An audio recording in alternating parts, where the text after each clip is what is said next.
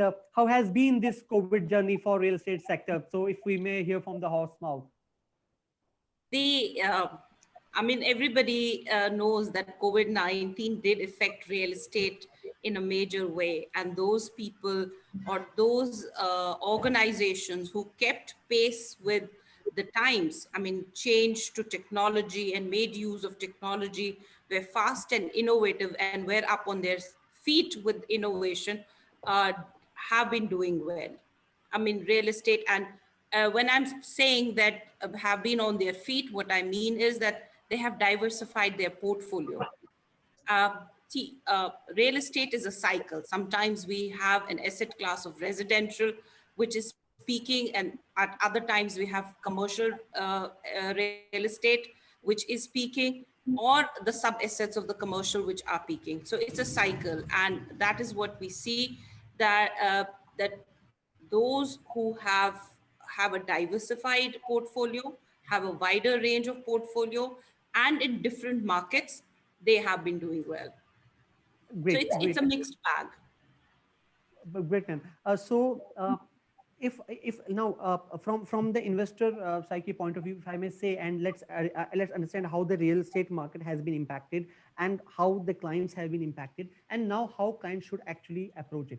So we know that once the lockdown was there, construction activity was stopped, the people had lost their jobs, so obviously the payments for the real estate sector, the payments had stopped, loan moratoriums had been there, defaults had been there, because obviously the wheel had actually stopped rolling.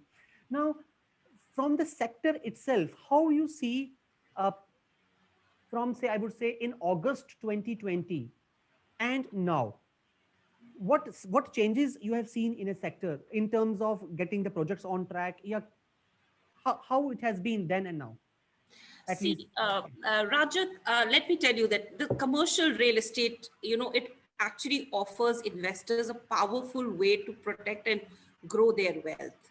Depending upon the strategy, the commercial real estate can either act as a cornerstone or as a diversifier within the asset allocation.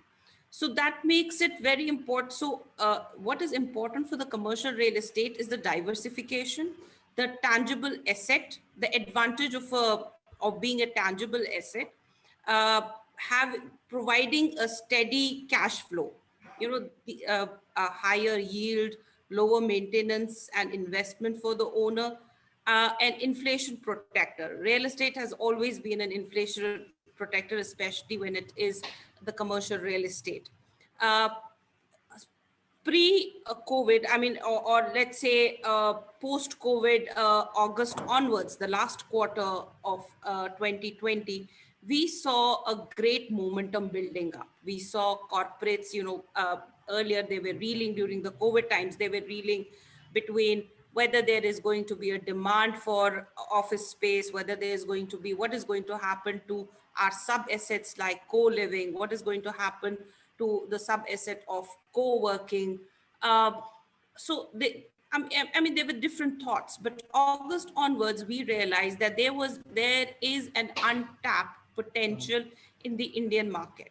The yield that we have been seeing in the commercial real estate is it's a very wide yield, ranging from 7% to even 14%. I mean, if you look at office space, if you look at co-living, co-work spaces, if you look at warehouses, if you look at data centers, the range is between 7 to 14%, which is a pretty good yield that one would see in a commercial real estate.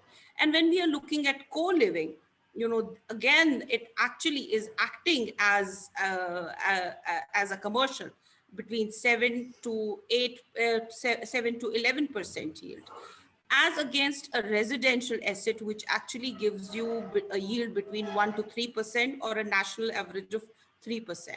So we have seen, in fact, you will be surprised that during lockdown, when we were talking about when we were talking about Gift City, we signed up 22 leases. 120 lakh square feet was signed up during lockdown and operational in Gift City. So 22 companies are already operational in World Trade Center Gift City. So there is a huge demand. and a greater yield which real estate is offering.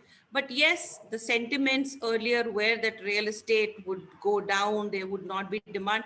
We have seen a lot of demand for data centers coming up. We have seen a lot of manufacturing and industrial parks coming up because of the government initiatives of Make in India and Atmanirbhar. We are actually seeing a huge demand for industrial parks also coming.